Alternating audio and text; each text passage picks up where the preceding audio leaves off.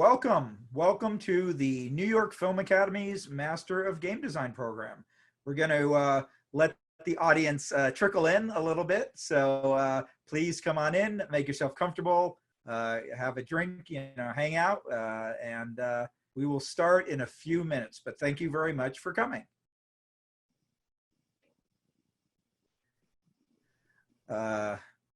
Stone, which is your favorite weapon there? Well, the big ones are the best because you can hit people from farther away. So I usually go for the Final Fantasy one. Nice. Do you have multiple children that you can whack at once with it? I have two boys. They're both moved out of the house now, but they slowly collected that collection over the course of their lives here with me. Yeah, they were, if I remember right, they were your constant audience for your board game designs, right? Yeah, in fact, pretty much most of the board games I have made are just for them to play. Nice. Do they did they get to bring? I assume they're off at college or starting their own lives or something. They are both out of college now. Yeah. Oh wow. So my older one works as an engineer at Uber, and my younger one is a piano teacher and teaches music. Awesome. Did they argue over which games went to who? Well, so this is maybe just an interesting question that they have. So I have like a whole closet filled with games and original alpha magic cards as well, including the Black Lotus. Yeah, and so there's some debate about who gets those things when I pass away. Like, Dad, what does your will really look like? So as part of the will, they have to play magic cards to see who wins it. So. What they should play is Iron Man, like I used to play, because I didn't have alpha, but I had pretty close to first year magic cards. And we had so many of them that we would get, my buddy Jeff Brown, I don't know if you know him or not, but him and I would play. And if we would lose a card, we'd have to tear it up. So I've torn up Sarah Angels, and I've torn up Shivan Dragons and cards like that, just, because they would die in the game. We're like, oh, well, we have like 5 of these things. So, oh, well. And unfortunately, now of course they're worth a fair amount of money, but back then they were just cards. Yeah, you didn't even know the rarities because you didn't go online and look it up. It was just all kind of whatever. There's a pack of cards. Yeah, exactly. The only reason why we knew something was rare is because nobody else was like, oh, did you get one? No. Do you have one? No. Okay, well, it must be a rare one then, I guess. Yeah. So. All right, so hopefully we have all of our attendees coming in. So once again, welcome to the Masters of Game Design program. This is put on by the New York Film Academy. I am Scott Rogers. I am an instructor of game design at the New York Film Academy in Burbank, California. And I hope everybody is doing well and is safe and healthy during these slightly strange times. Well, very strange times. Let's not mince words. But we're really happy to have you here, that you were able to come and join us. We have a great guest tonight. This is, I think, our 9th Masters of Game Design program. We put these on every month. We originally started these as in-person interviews, and we would serve pizza and have a nice event to have everybody get a chance to socialize and network. Well, we don't have the pizza, but we still have the networking, and we definitely have the great guests tonight. Now, I wanted to remind all of you that if you are interested in finding out more about our programs at the New York Film Academy, there's a couple of great ways you can do it. The first is to visit us online at the New York Film Academy website. Check out our game design. You can see games made by our past students. They're making all types of great things. They make a game every semester. It's getting them ready to be game creators and game developers. That is our #1 priority at the New York Film Academy. And so if you're interested in attending, we are still holding classes. We are doing it virtually over Zoom, and so far so good. We've been going for a half a semester virtually, so it's been working out pretty well. We have summer programs, all types of great stuff. So please check us out at the New York Film Academy. You can find us online.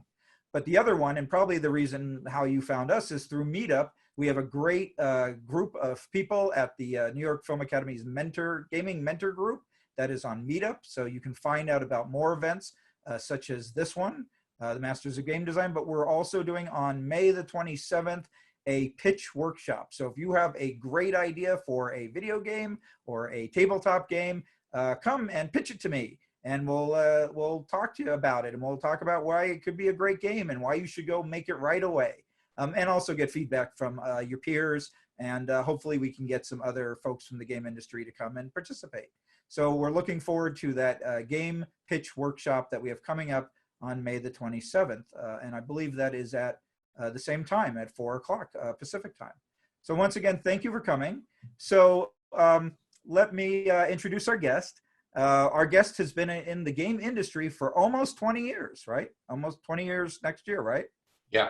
And he has worked for a variety of companies, including Electronic Arts, Blizzard, and Riot Games on a variety of impactful games, such as SimCity, Spore, Diablo 3, and the Simpsons game.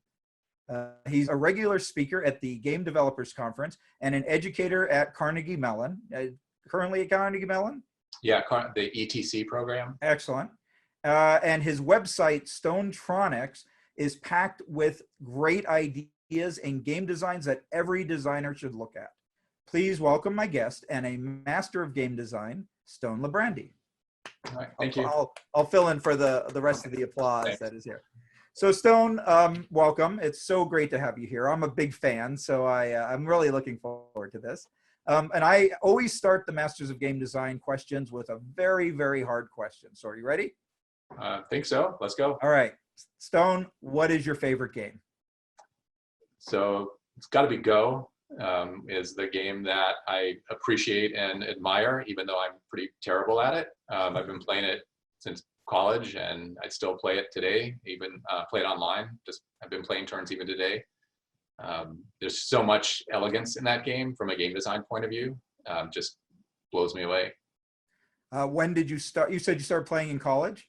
Yeah, so that would have been in like the 80s or so. Okay, and have you played on any sort of tournament circuit? No, I'm not nearly good enough to do that. You don't want to play against, was it AlphaGo? Is the AI that plays Go? Yeah, no one wants to play against AlphaGo. Well, nobody wants to lose, right? AlphaGo is pretty smart. This is an AI program that has been taught to play Go and supposedly is, I guess, beating everybody, right? Yeah. Yeah. All right. Well, we'll save AlphaGo for another time then. So what was the first game you remember playing? If you didn't start playing Go until college, what was the first game you remember playing? Oh, I mean, I've been playing games forever, like all kids. Probably one of the more, at least like memorable moments was when I was young.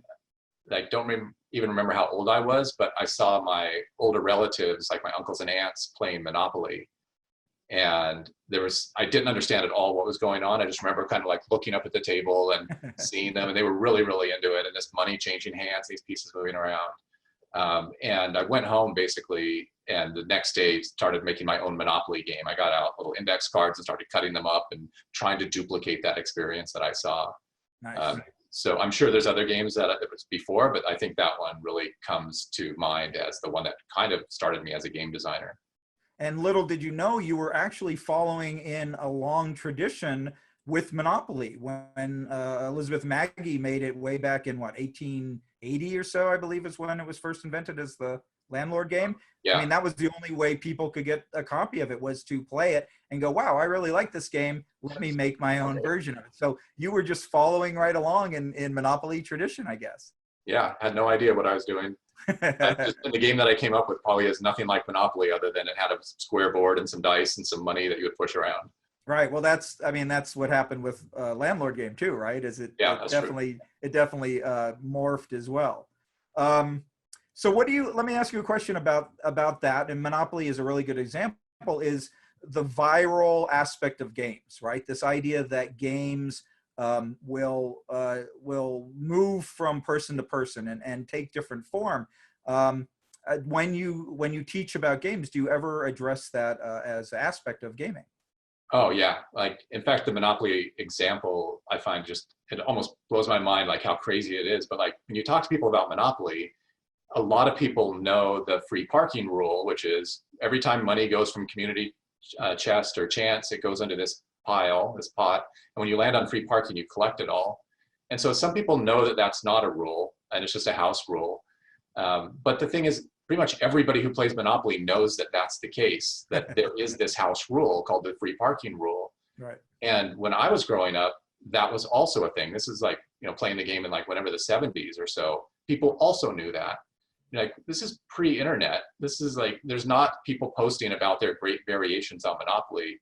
Somehow word of mouth managed to get this free parking rule, never printed even, spread across the entire nation. Like, I can't even understand how that would have happened.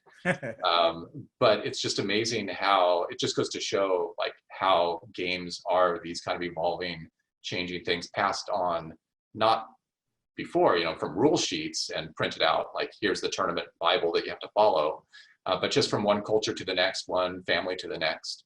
It was just fascinating.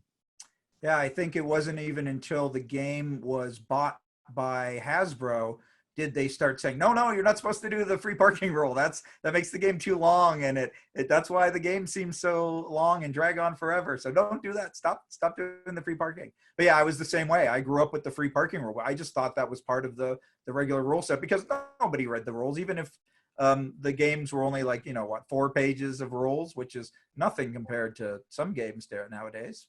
But yeah, it's funny how that free parking rule became so viral. Well, that's just look at all the things like tag, freeze tag and hide and seek and all the variations of these games. Like, kids don't get together and say, where's the rule book for these things, right? Their brothers and sisters have taught them, and kids all know these games, right? But how do they know them? It's like because somebody older than them taught them. And how many generations have kids been playing tag? And it's like probably way before there was any ability to even write things down. I mean, very early cultures, probably kids were playing tag. I'm real curious. I wish there was a way that we could, carbon date some of these activities, right? It even kind of blows my mind that we know that like something like dice are 7,000 years old, but they were found with a backgammon board, which to me says, all right, well then how old is backgammon, right? Like, and how old is dice just by themselves? When somebody went, oh wait, I can make this game with dice and with a board, so how many thousands of years before that did all these exist, and we'll never know, unfortunately. But right, because I mean, a lot of it, like tag, or maybe the classic oldest game in the world is like throw a rock and hit a tree. And there's just going to be no artifacts for that. Like, there's nothing to carbon date or dig up. Right. So we'll never know. But my guess is that if you just look at kids, how they play and interact with each other, there's no reason to believe that hasn't been going on since the beginning of humanity, right? Sure. Beginning of civilization. Yeah, I mean, I don't know how it is with your kids, but mine, there were moments where my kids would come home and they would say something or play something, and I'd be like, "Where did you learn that from?" Like I remember when my daughter, she did. She went na na na na na, and I hadn't taught her that, right? And I'm like, wait, where did you learn that from? We were doing that when we were kids, and I'm sure generations before that were doing it before. So there's, I think, a little bit of that maybe in our, our cultural, what was it? Was it young? Our collective unconsciousness, right? I think that some of that exists there. But the skins, the themes change. Like, there's cowboys and Indians, and then there's cops and robbers. But my kids, when they would play that game, it was called Call of Duty. But it's the same thing that we would call cops and robbers. Right. Yeah. Yep. Absolutely. Well, that's great, though. It's good that these things persist no matter what form they take. So let me get back to your point of what you said when you were a little kid and you made your own version of Monopoly. So based on what I have heard in your lectures and what I've known about you through my research is that you have been designing board games, forever. That seems to be in your DNA. And what I was really charmed to see was that you were designing games based on subject matters that your parents felt were taboo. One of your early designs that you shared online is a disaster movie game because according to what you wrote, that you weren't allowed to watch the disaster movies. But so you're like, all right, well, I'm going to make my own game of this. Or Rollerball was another one. Yeah, Rollerball was a good one. Yeah, because that was R-rated. There's no way I could see that movie. Right. I kind of went through a similar thing with Alien. My parents forbid me to watch the movie. I was too young to go to the theater anyway, but I bought all the bubblegum cards and learned the story that way. That's how I snuck past that. But what did you, from those really early games that you made, these board games, what did you learn from making these games? A lot of them, at least the early ones, were what you would expect kind of a kid to make, which is just a track with squares, and every square has different text on it, and you roll a die, and you just kind of like go on a little adventure randomly. Right. You know, there was a time I remember where my dad changed jobs, and he had a whole bunch of business cards from his old job, and he didn't need them anymore. He's going to throw them away. And I was like, wow, can I turn that into a board game? Like, I want to make every card on the back of it where it was just white. I want to write, like, move forward 3 squares or lose a turn, or like the classic things you would see on squares of games of that type. And then I would shuffle them up, and in our basement, I would just lay out these huge tracks of like branching and merging and splitting. And it would be completely random every time you played, and very customizable to the space that we wanted to play in. Right. And I think that as a very early game design experience, to kind of understand that, like, oh, you could have a very linear game experience. You start from start, you go to the goal on this one-dimensional track. But that's when I started to see more possibilities of like the splitting paths and the randomization of the track and things like that. And every time you play, it's a whole new game. Right. And who knows? Maybe you might have invented modular board game design and not even known it. I don't know if I invented it, but it was very fun to play that style of game. And I think it speaks a lot to just, I'm always happier building and designing games than I actually am playing them. Like I always want to be tweaking the rules, and I always want to change them around. And a lot of games that I work on just for my family, I don't even write the rules down, and we'll pull it out like a couple of years later to play it, and we'll all have kind of forgotten the official rules, but we just make new ones up, and it's just as fun to have that experience as it is to say, well, no, we have to follow this exact rule set every time. Right. And kind of getting back actually what you were talking about earlier, you know, about the rules just kind of verbally being passed on from group to group over time.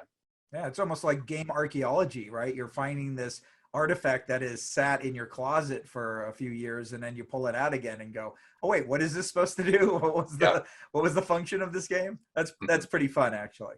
All right, so you went off to school. Now, you, according to what I found out, correct me if I'm wrong, you studied film studies at USC, you studied animation at CalArts, and you studied computer programming at MIT. Is this correct? Yeah. My gosh. So it sounds like you were priming yourself for a career in video games, maybe without even knowing it, or did you have a plan that you knew what you were doing? I had no idea what I was doing. So I love games, obviously. I love making games. I love playing video games. But it just never even really occurred to me that that would be my career. And so, like you said, like film and animation. And the reason that I went to MIT and started learning programming was so I could understand 3D graphics better. Because my future that I was aiming for was to work at Pixar. Oh, right. And that was really my kind of life goal, is to work at a company like that. So yeah, none of that actually was pointed, like I'm going to someday work in the video game industry. That was much more of kind of just happened along the way, but definitely not my goal. Right. What year was this when you were going to MIT and studying computer programming? So that was the early 90s. Okay, yeah. So it's funny because it seems like we had opposite reactions to computer animation, because this must have been maybe in the late 80s. I went to an animation seminar, and each week was a different animator. And John Lasseter was one of the guests, and he showed, I believe it was Andre and Wally B. And I came away from that going, oh, I hate the way that looks. It was so bland and so blank and plasticky looking. And I'm like, oh, if that's animation compared to like old Warner Brothers, I don't want anything to do with computer animation. But I'm glad that you were inspired by that got you excited enough to pursue that. Yeah, well, John Lasseter went to CalArts, and so there was a whole culture at CalArts of like, oh, this is the thing that you want to do. This is the cool thing. Right, and yeah. For me in animation school, at least, I had to do all the Disney stuff first. Right. Now the hand drawing, and you just learn. Well, I learned really quickly. It's like, why would I want to, stay up all night drawing the same thing over and over when I can write a script and just and then go to sleep and wake up in the morning and it's all rendered for me. Yeah, yeah. I mean, I've done some of that hand animation myself, and yeah, it's a ton of work, and that's why it all moved to computers, because you know, it reduced so many man hours. Now, when were you at a point where was it at Cal Arts or was it at MIT where you had access to the technology to start playing with this type of animation? Oh, it was at Cal Arts, yeah. Oh, okay, all right. So they had a computer lab by that point, and yeah, it was just the beginning of one, and it was still a pretty new thing, and we were still like, the teacher would say, "Here's all this equipment, here's all these manuals. Let's figure out what we're doing in this class." So it wasn't like really instructional; it was just more experimental. Sure, no, that's great. So you obviously were inspired by this because you did was it your thesis on computer animation for facial recognition? Somewhat. My professor, he studied AI, and he was trying to get at the time in the 90s of like, oh, we could use AI to look at different faces and try to like figure out their emotions or figure out who they are. And we realized if we ran the algorithm backwards, we could actually generate faces. So instead of looking at a random pose and a random angle of a face and comparing it to a database, like, what if we took the database and we just created all the poses that would be possible to be recognized? And so kind of running the algorithm backwards, we realized pretty quickly, it's like, oh, you could do animation with this now. At the time, we weren't able to do the things that you can do now, you know, with all the deep fakes and all the other things that are going on right now. Right. But we could do cartoons. And so again, because of my Cal Arts background, we worked with Jim Davis, who does the Garfield comics. Yeah. And he was my sponsor at MIT. And we basically came up with a system that would, given all of these pictures of Garfield in our database, could we generate any animation of Garfield that we ever wanted from that? Right. So you wouldn't need to hand animate that. So you were doing the digital equivalent of, say, how they handled Jack Skellington, where they had a whole library of these little sculpted faces, but rather than them being sculpted, they were, I assume they were you inputting everything by, you know, by hand, essentially? You weren't drawing these things out. You were. I mean, we had the original drawings, and then we would scan them in, and we convert them into vectors, and then we could do all the processing based on just interpolating the vectors around. Oh, that's awesome. So you turned this technology into a company, is that correct? Yeah, so that was NFX, right. And that was basically a startup company that I did right out of school. Moved from Boston over to Silicon Valley, where I still live today, and just tried to figure out like, oh, let's sell this technology to Adobe, to Disney, to anybody working on any kind of animation system or graphics software. Right. And you were able to make a few products with this technology, correct? Yeah, so the main one we did was called Cartoon-O-Matic, which was this little interactive thing that basically the same idea I was just talking about. The user could then like open up the app, load in some files, keyframes basically, but then use joystick controllers to create their own animations. Oh, that's pretty cool. Yeah, I didn't see any video, but I did, like I said, I read through your documentation, and it reminded me a lot of early, after I graduated, I worked for a company in LA, and we did animation. Well, it was an animation house, but we did colorization. And so by moving all the points around, we would map the color to the characters. And I think I colorized Casablanca. So I think there's a special place in hell for me for that. But it reminded me a lot of that early, I did this in like 92 or somewhere around there. So that might've been about a contemporary of when you were doing your work, I guess. Yeah. Well, that's great. So you sold the company to Adobe eventually, after what, about 5 years or so of yeah, in the late 90s. That's great. And then you were like, I'm gonna retire, I'm done, I don't, or did you say, now I need to make games? Like, how did you end up in games from running your own company? So during that period of time, I actually was at another little web startup in between there, and then around like early 2000s or so, the whole like .com collapse happened out here. Right. Yep. And so suddenly like everybody was out of jobs, and all of the big companies that had .com at the end of their name all like fell apart.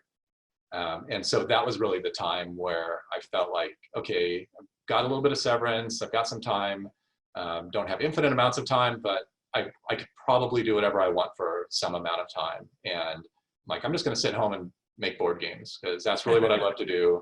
I'm gonna try to actually market and sell one. I'm gonna try to like go through the whole thing. And the game that I was working on at the time was based on Diablo as a card game. Right. And so the idea there was really like, I'm just gonna go to Blizzard and I'm gonna show them this card game and I'm gonna get them to approve the Diablo license. And that'll be easy because like, I don't know anything at all. What are they doing with it, right? Nothing. Yeah, yeah. So I'll just go there. And it turns out that Blizzard North was nearby where I live. And I'm just like, well, let's just go do this. Let's see what happens. And kind of stupidly, ignorantly, like, let's play this game that I made. And I want to show you guys that you should license it and you can make card games. And it turned out that Bill Roper was there at the time. Yeah, we talked to last. David Brevik, who was the CEO of Blizzard North, was there at the time. And I didn't know any of these people. I just was like, can we do this? And they're like, yeah, hey, it's lunchtime. Let's play a game. And, you know, hey, this guy brought in this Diablo game. Let's sit down and play this thing. And we played it and kind of showed him a bunch of stuff about it. And at the end of the thing, I was like, you know, I really want to make this into a real card game. And I think you can see it's genius. You know, you need to publish this thing. It's got to get out in the world. And they're like, we don't make card games here. Why would we want to make any board games? Do you realize like a successful board game maybe makes $100,000 and, you know, we're making like X million dollars a day on Diablo 2, you know? Yeah, yeah. So I'm like, oh, I guess, you know, maybe you're the wrong company to want to get involved with. But they're like, well, do you want to work here? We're starting on, you know, basically we're starting on Diablo 3 and you clearly understand Diablo 2 very deeply from translating it over. And so basically got a job there as a software engineer working on tools for the artists. So kind of combined a lot of the work I'd been doing at MIT with art tools and engineering. And so that was really like this kind of crazy moment where I'm like, I guess I could work at a video game company, Blizzard. I guess they're pretty cool. I'll work here, sure. That's great.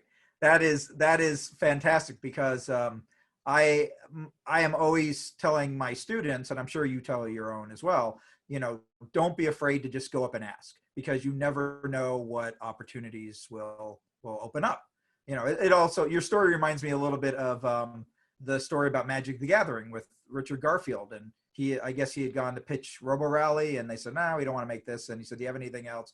And he said, well, I got this little card game. You know? and that became Magic the Gathering, right? So, well, that's great. That's really fun. I had not heard your direct version of that story before, so that's awesome. So you're at Blizzard. You're a programmer. You eventually become a programmer and lead designer. Yeah. You work your way up the ranks. So yeah, I mean, more sideways than up. Okay.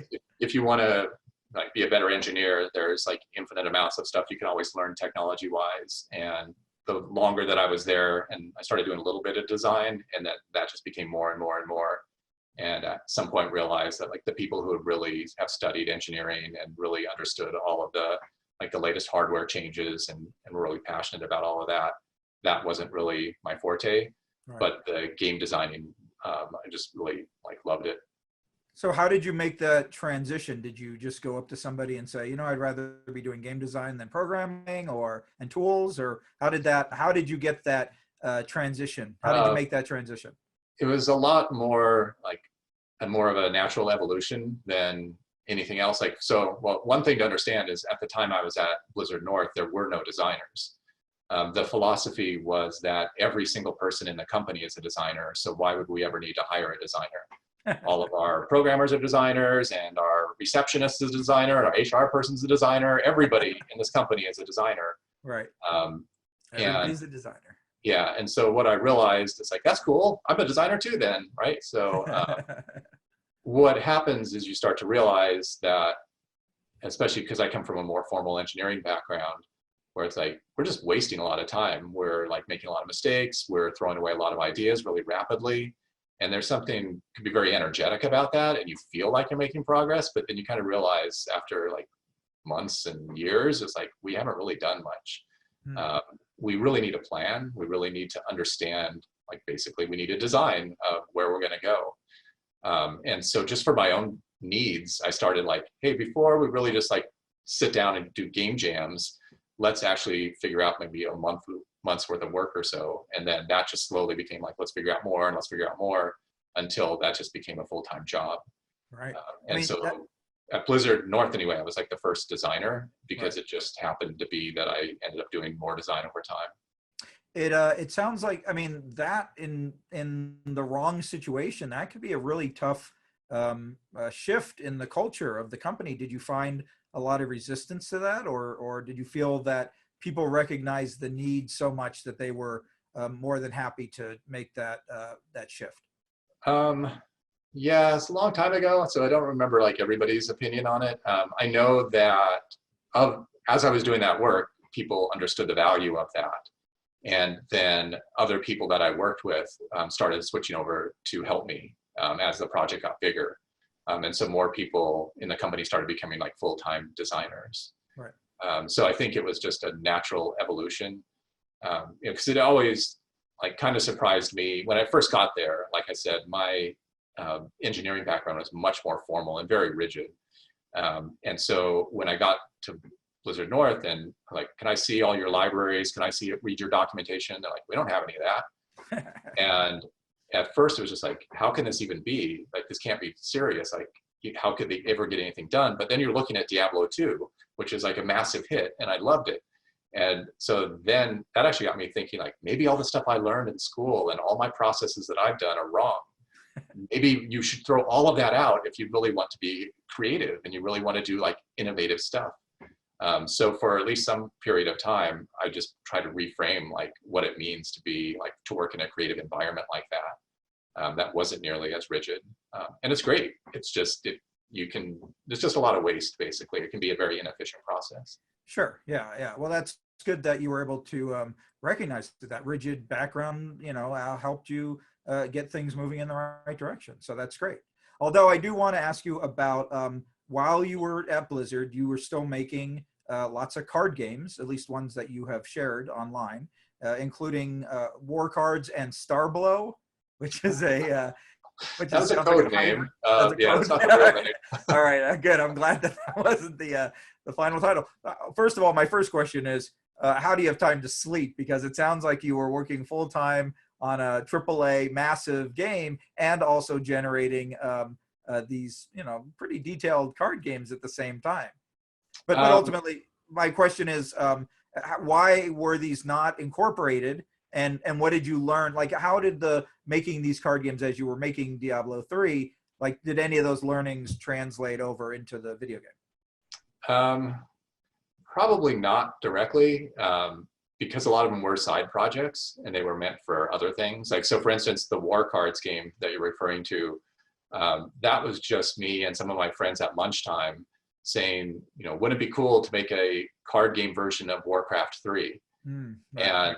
And World of Warcraft was in development at that time, and that was all done at Blizzard South down in Irvine. So we didn't have a lot of connection with that studio. We were fairly independent from them. Right. But they knew that we liked to make these games and paper games and board games and things. And they asked us to come up with a prototype or a pitch for something that could be in World of Warcraft, that when you kill the monsters, instead of dropping, well, in addition to dropping their normal loot, they could also drop little trading cards. And if you collected enough of these trading cards in your adventures, you could go into a tavern and you could play this card game inside of a tavern. Oh, cool. And so the question really posed to us was, what could that game be? You guys want to mock that up and prototype that. So that one was really just set up as a way of another game that we weren't even working on, for World of Warcraft. And so that was really kind of fun for that. But a lot of the other stuff we just did because it was something to do. Right. Like, now they did come out with a World of Warcraft card game. Was there any, were the games that you made have any inspiration onto those, or were that a totally separate project? Totally separate. Oh, yeah. Okay. So I mean, maybe the closest thing it would be like Hearthstone, not the mechanics of the game that we came up with, but the fact that you're in kind of the world of Warcraft when you play Hearthstone, and you're in a tavern when you play it. Right. So some of those ideas still kind of got pulled through. Awesome. But as far as like the actual work itself, there was no real transfer of knowledge that way. Gotcha. Well, I still play Hearthstone every day, so I unofficially tip my hat to you for that. Okay. So you went from Blizzard to Electronic Arts, And was it just that the Diablo 3 was done and you were like, it's time to move on, or?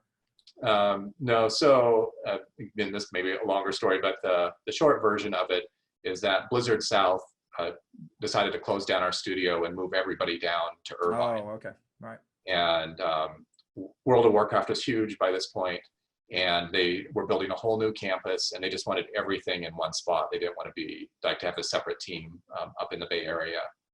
And so during that time, I had 2 young children. We had just bought our house and went down to Irvine. It wasn't a really good match for my family and I. And kind of then to make things more intriguing to stay in this area, Spore was just starting up. And I looked at Spore and it's just like, this is the game for me. Like, this is the game that I always wanted to make. While I was a kid, like I just imagined games of this type. Right. And so I kind of told myself that, like, if I could get a job on Spore, I would stay in the Bay Area. And if not, then I would go down to Irvine. And it turns out, because I got the job at EA, which eventually led into me working on Spore, that I just stayed up in this area and stopped working at Blizzard at that point. But the Simpsons game came first, right? Yeah, so that was another, like I only wanted to work on Spore. And so when I went to EA to interview and said, hey, guess what? I'm here, I want to work on Spore. And they're like, yeah, stand in line. Like, everybody in the industry wants to work on Spore. Will Wright had just given his famous Spore GDC talk, which I was in the audience, and like everybody else in the room were like, oh my God, what is this? We have to work on this game. Yeah, it's funny. I was also in that talk. I think I was in like the 3rd row, and a friend of mine and I were sitting there, and as Will was essentially adjusting his lens, right? He says, first you're going to be a little microbe, and then you're going to be a bigger thing, and then you're a big thing. By the time he hit the planet, my friend and I were like, stop, no more. And he was like, no, you're going in outer space. And we're like, no, everybody's going to want games this big from now on. Stop, And so I very clearly remember that talk. It was great. It was very inspiring, but it was also the scope of it. You're like, how is this even possible, right?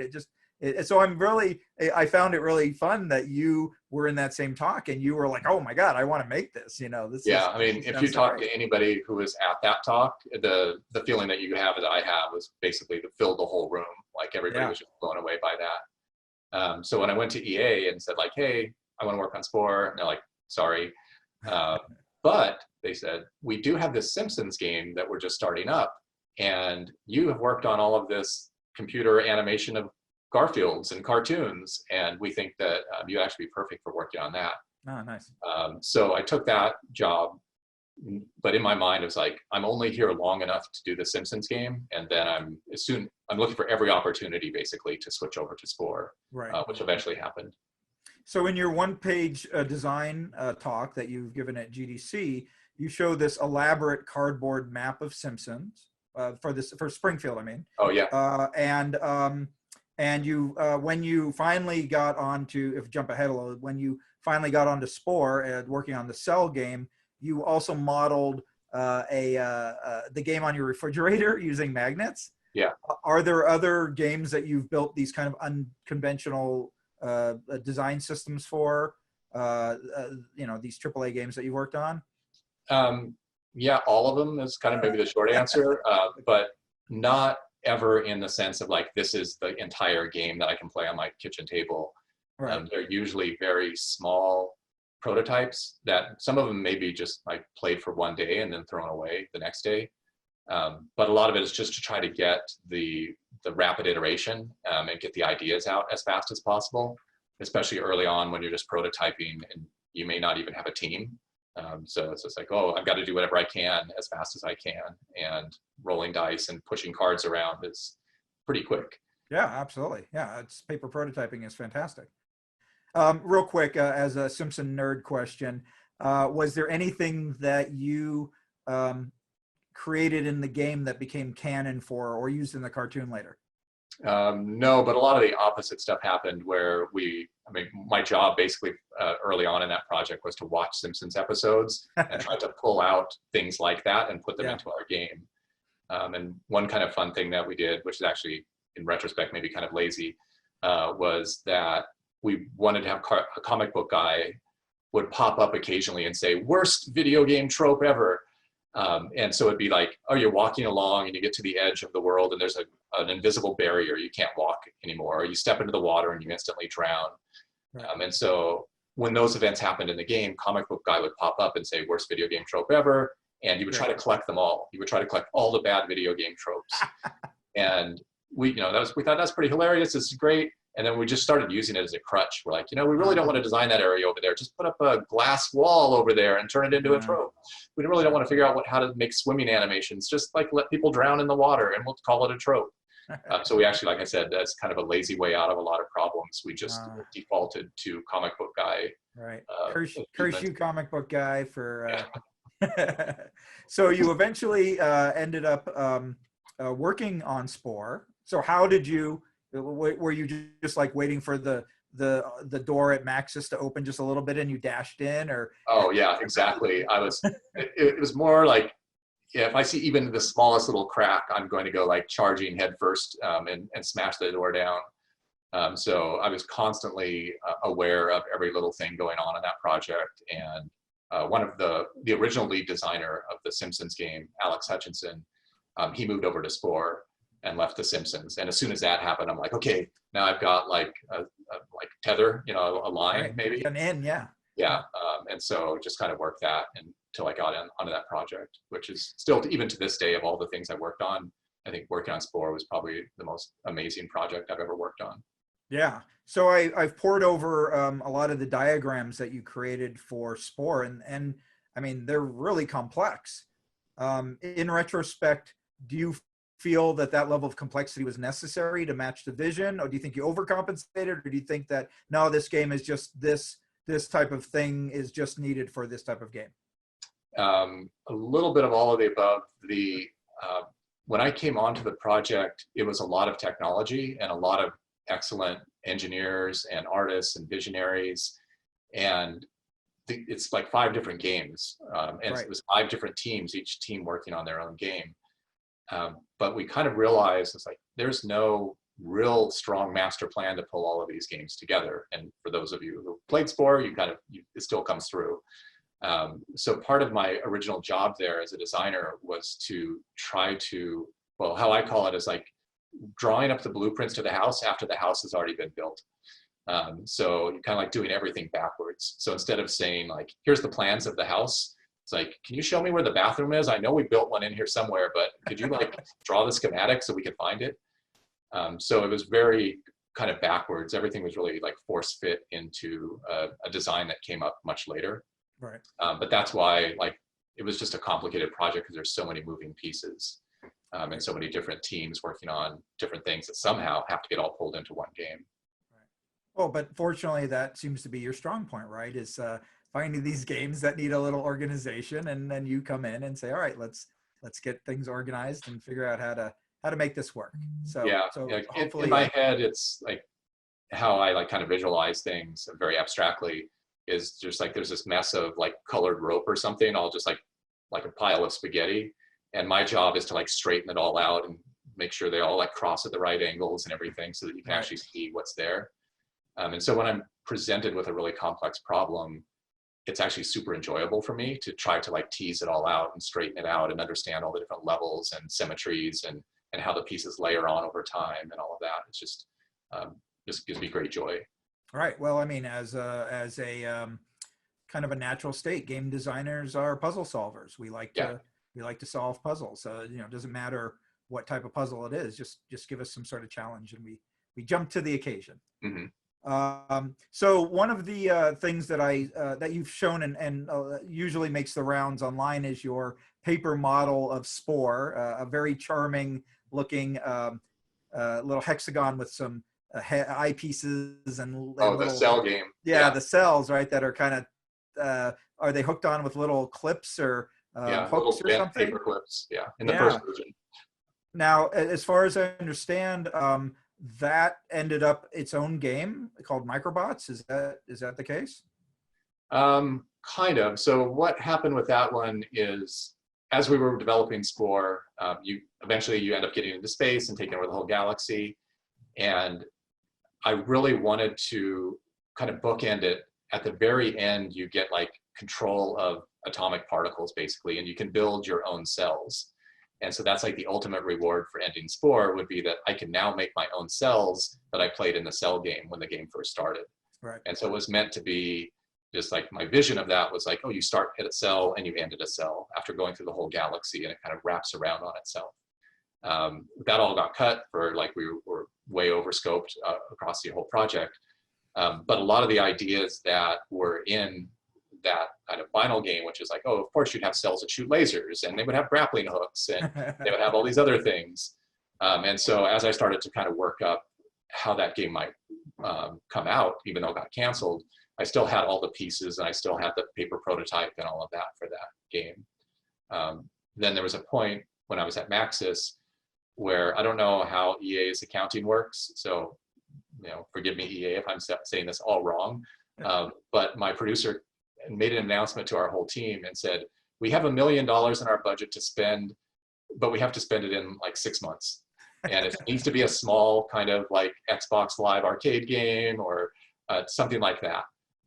Anybody who has an idea just how to spend $1 million in 6 months for an Xbox Live arcade game, raise your hand.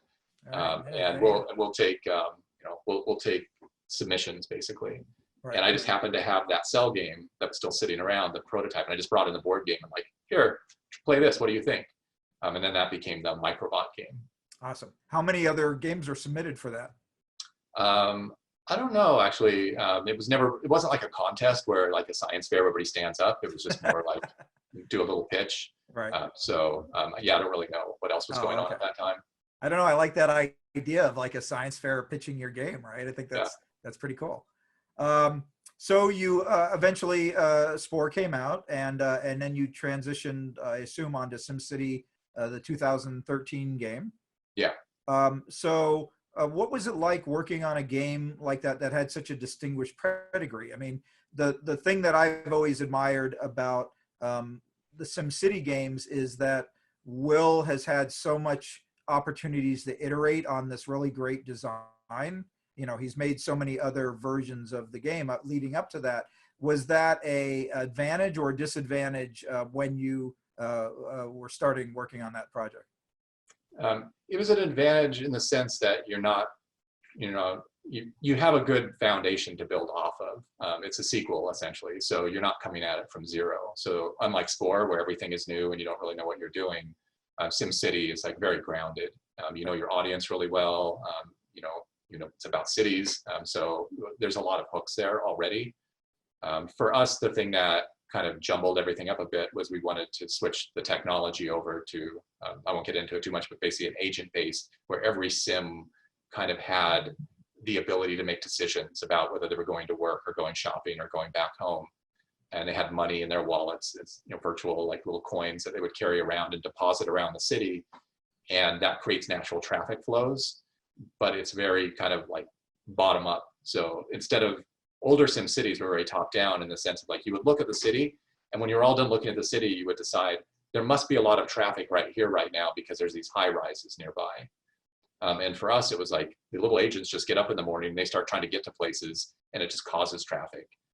So from a design point of view, it was really horrendous model to work with because you never really have full control and awareness of what's going to happen every time the city runs.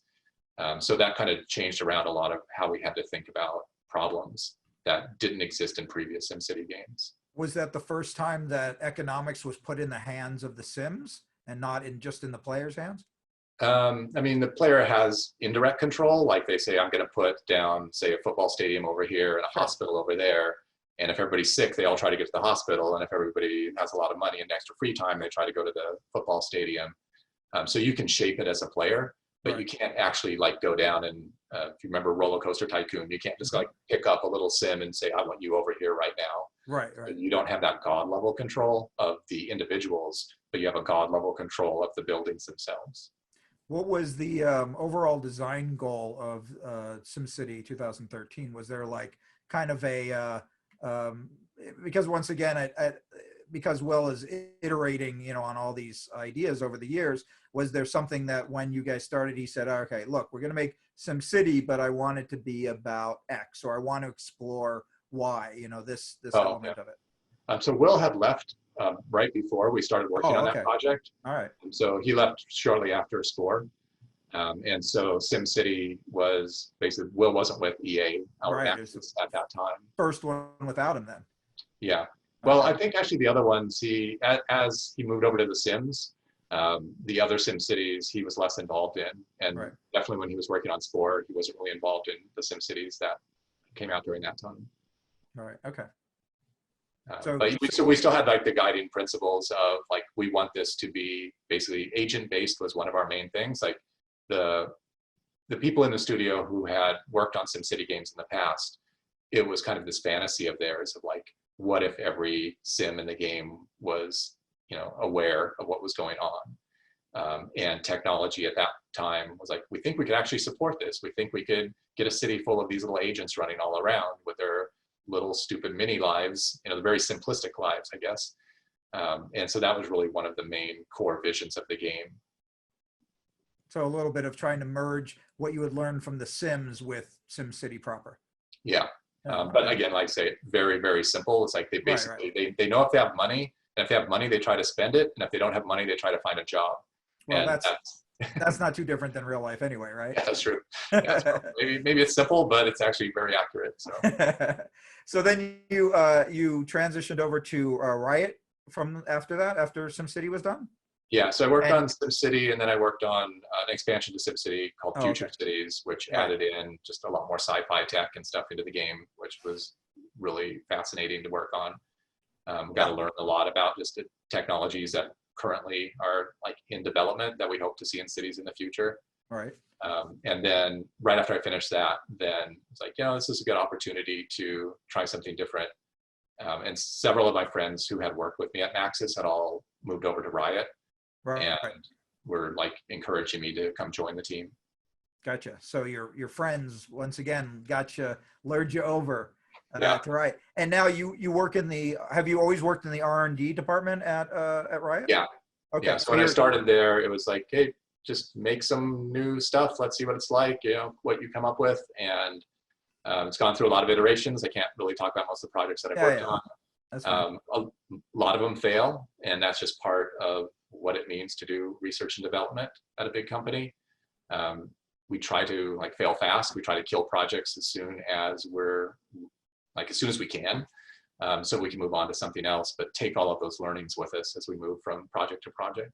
Yeah, absolutely. Well, I mean, that's the nature of R&D, right? It's you're just trying to learn as much as you can to maybe leverage something. When I worked at Disney R&D, before I started, I talked to a coworker, and he showed me a project that he had been working on, and it was like beautifully realized, and even to the point where like things were physically like physical, you know, ride vehicles and things like that. And I said, you know, how close is this to being approved? And he says, well, there's about a 99% chance that it won't ever see the light of day.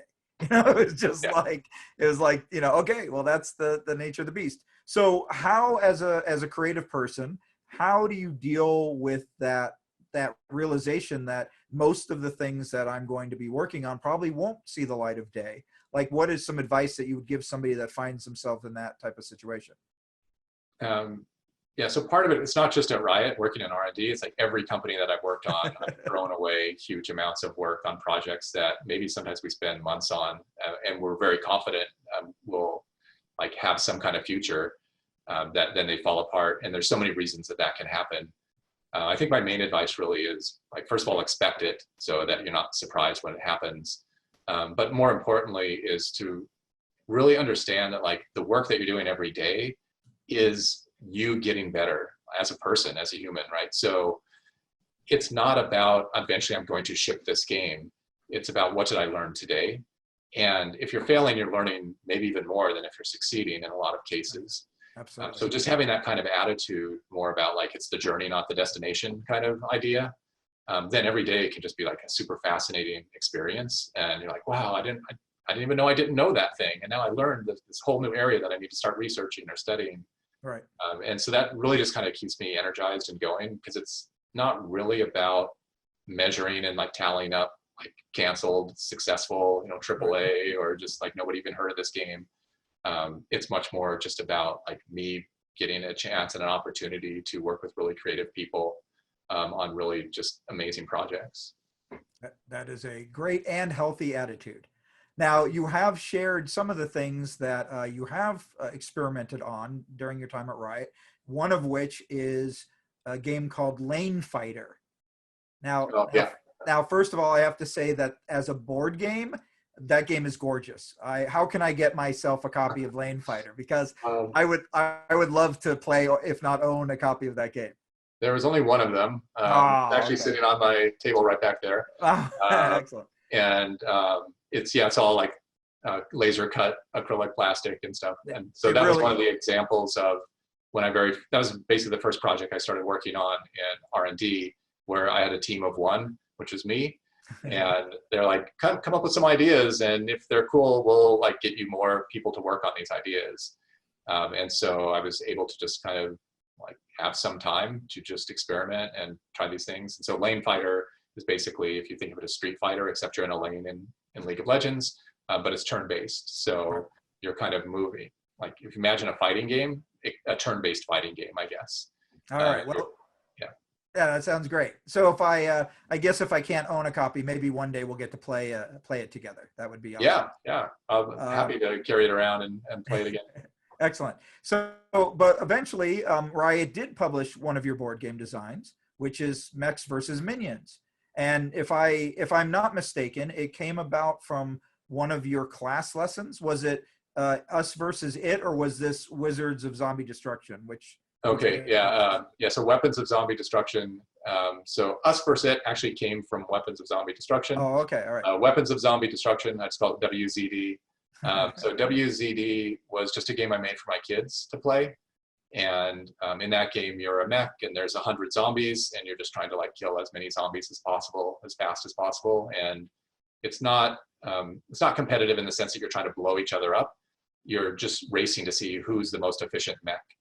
Who can kill the most zombies. And so that game, again, there was only one copy in the world. It was like the game that I made for my kids to play.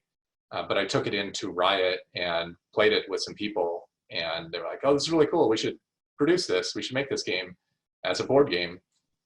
And I'm like, you guys don't understand. It's like, you guys, it's Riot. You're making video games that people can play all around the world 24 hours a day, 7 days a week. Making a board game like this is not going to make any money. It's not compared to what Riot makes, right? Like it's going to be like a very, very small kind of blip. But it's going to take a lot of effort and time. And they're like, no, we'll do it. And so I actually didn't have a lot of day-to-day involvement on that project. They basically spun up a whole team just to produce that game. Oh, okay. Chris Cantrell in charge. Right. And they just did this fantastic job.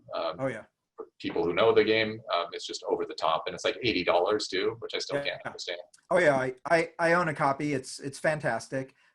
Tell whoever was responsible for those trays that's like the best part. The game is great. I love the game. I love programming games. I've made one myself, but the production value is so over the top. It is fantastic. And so did it surprise you that Riot announced this year that they were going to start a tabletop division? Well, I mean, I work at Riot, so that was. Did you have? I guess the better question would be, did you have anything to do with that? No, that was Chris Cantrell. So he's like super passionate about board games. We made Mechs vs. Minions, and it was kind of originally it was like, it's going to be just maybe a little one-off. Right. We just called it like a love letter to the fans. Yeah, it's fantastic. And then we're like, maybe this could be a thing. And so it was really Chris who really pushed hard and figured out like a business model that actually would make sense for Riot to do these kind of things. Nice. Well, good job, Chris. I'm looking forward to whatever games. Maybe we'll even get Lane Fighter as a tabletop. Yeah, I hope so. That would be great. So let me go back, and I want to talk about the other significant part of your career, which is your education side, which you have been doing since my notes say 2001. Is that correct? Yeah. And that was originally at Cogswell, and then you transitioned over to Carnegie Mellon in 2014. So I guess a great overall question would be, why should game designers become educators? Probably they all shouldn't become that. But, part of it is really like, do you like teaching? For me, love to do it. Like I don't need to take on even more work because I do it on the weekends. Right. And so it's like, oh, I have this other job where it takes up all my Saturday, especially this semester where everything moved to online. Yeah, big was challenge. very challenging. But I find that it's like, for me, it can be very energizing. As I get older and older, and the students always tend to be about the same age every year. So I learn a lot about just like what is going on for that demographic, for that age group. And it's just really wonderful to like work with them on so many different projects throughout the semester, because each student has to make their own board game as part of the curriculum. So it kind of forces me to, grade and oversee anywhere from, like 12 to 16 games every semester. Yeah, it's a lot. Yeah. Yeah. So let me ask you, because I was in a similar situation. I was teaching a tabletop game design class when the quarantine was put into effect. What did you do to pivot to adjust for that? The fact that you now can't be in the same room with them, that they, it might even be a bit of a financial hardship for them to build, or they might not have the resources to build a physical game, let alone figure out how to play it through a video medium. Yeah, so my first reaction was just, I'm going to have to cancel this class, because I kind of prided myself on this class, was that there was no electronics in it at all. There was no PowerPoints, there was no, even the students had to print out their homework and I would grade it with a red pen. And so it was like as analog as I could possibly make it, because that's really what I wanted the vibe of the class to be. It's like, games are not about, they don't need to be about electronics. They can be about, throwing dice on a table, and they can be just as compelling. So when the switchover happened in whenever that was, April or so, like I said, my first thought was just like, there's no way I can do this. But because, with Zoom, and thank God for Tabletop Simulator. Oh, yeah. So when I realized that I think I can port all of my exercises into Tabletop Simulator, this might just work. And I think there's a moment that I had where I felt like I'm going to be the student now. Like it's my turn to be the student. I need to understand something new. I need to take this course that now is 20 years old and kind of go through the process of updating it. And what does that mean for me to grow and to think about the class in different ways? So kind of reframing it all as like, hey, this is an opportunity for me to become like a better teacher.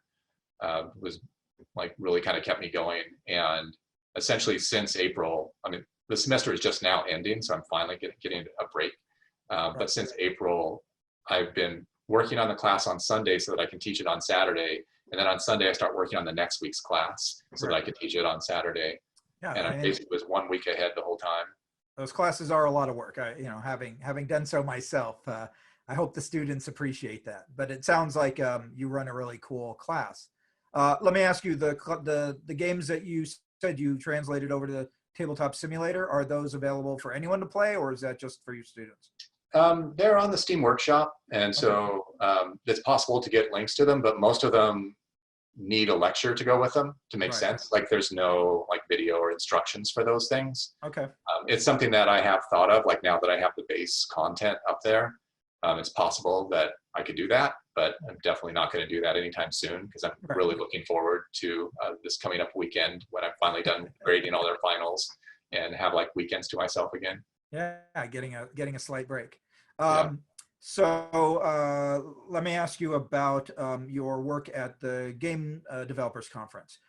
For the past, how many years has it been since you're a part of Mark LeBlanc's workshop, correct? You and like Andy Ashcraft and guys like that are running this. Is it a 2-day? It's a 2-day workshop, right? Yeah, it's a 2-day. GDC usually runs for a whole week, and Monday and Tuesdays are the tutorial days, and then Wednesday through Friday are more like lecture formats. But for us on the workshop on Monday and Tuesday, it's a full day thing, so 2 full days. So from that, you've given a lot of talks, and you have them up on your stonetronics.com website, which is really a great resource for game designers. I always try to recommend people to check it out because I really enjoy your lectures. I think they're very insightful. There's one in the design is greater than games lecture. You say you go back to your kind of the origins of design, and which I think is fascinating because I like the history of things. And it says, it talks about Vitruvius, who asserts that an architect, so you're talking about architecture, must strive to achieve three things: strength, utility, and beauty. Do you feel that modern game designers are still striving to achieve these things, or is there something even newer that can be added to that list?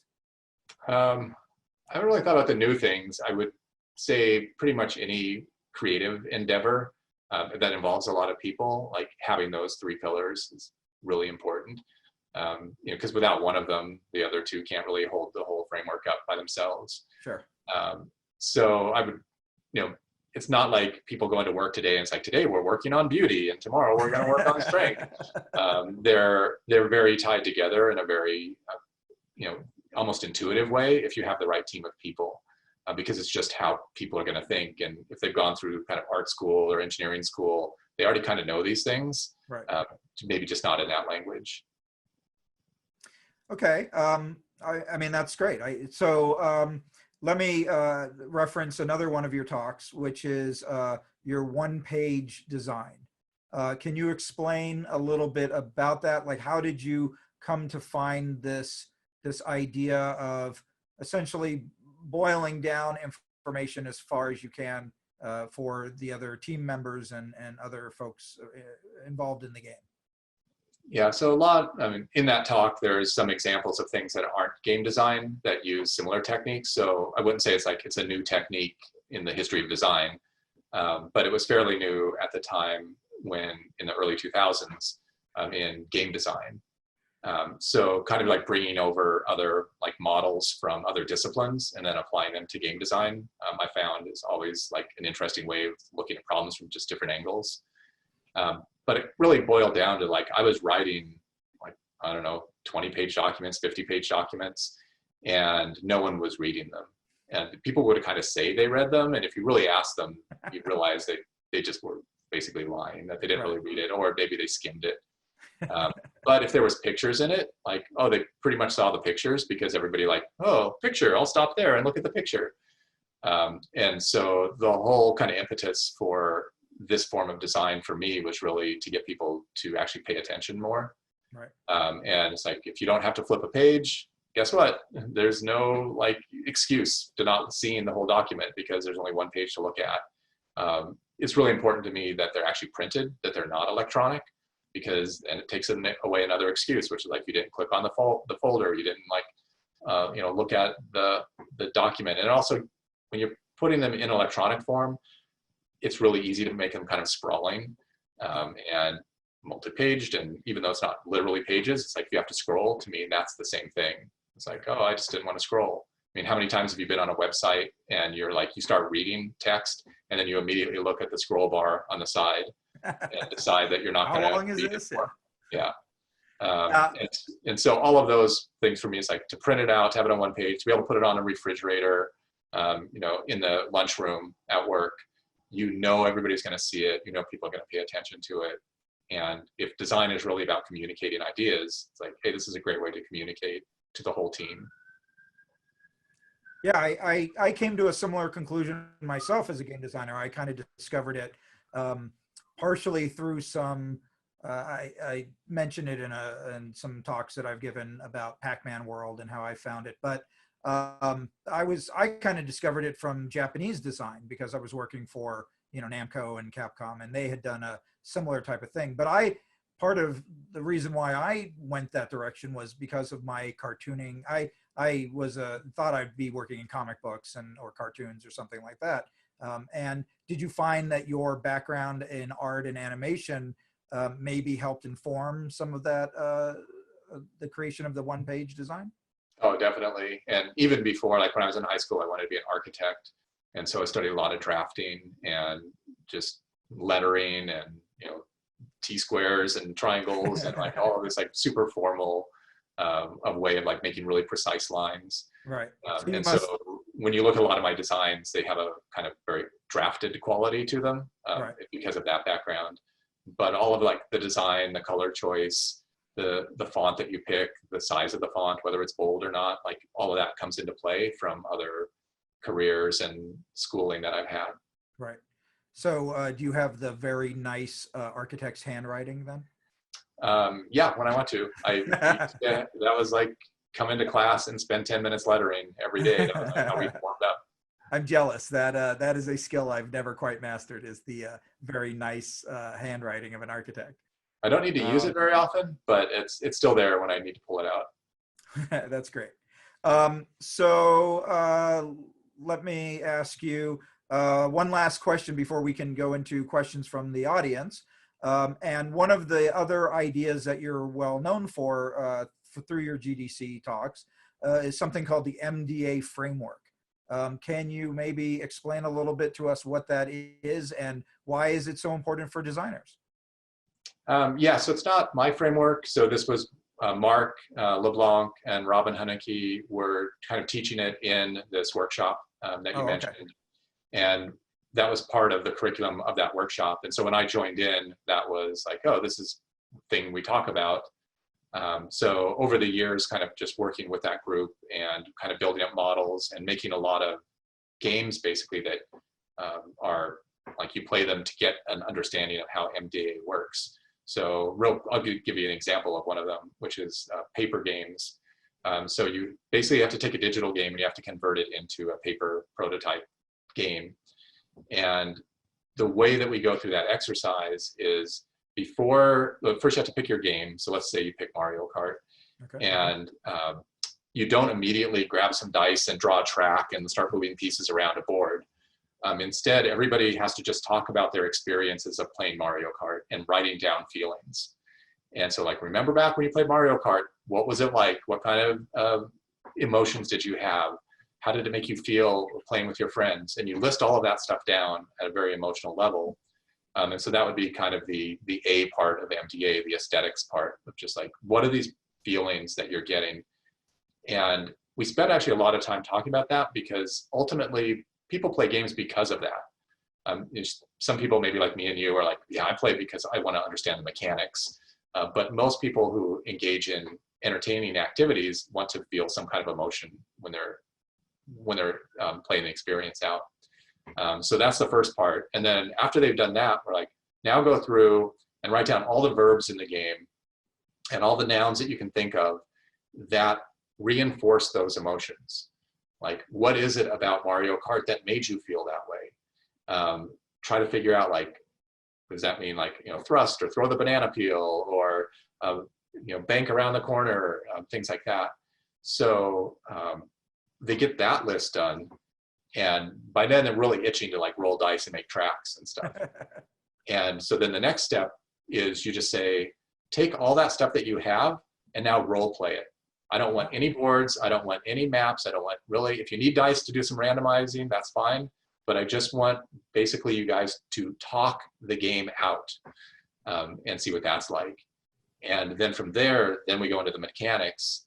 So that part there is like more of the dynamics part. So then we go into the mechanics part. And that's where you actually then, now you finally get to get your dice and make your little tables and do whatever else you need to do. But constantly throughout the whole exercise, you're saying like, you guys are working at mechanics because you want to create some dynamic system that's going to lead to these emotions from your players. And we're constantly checking in on them and saying, are you hitting those emotions that you targeted?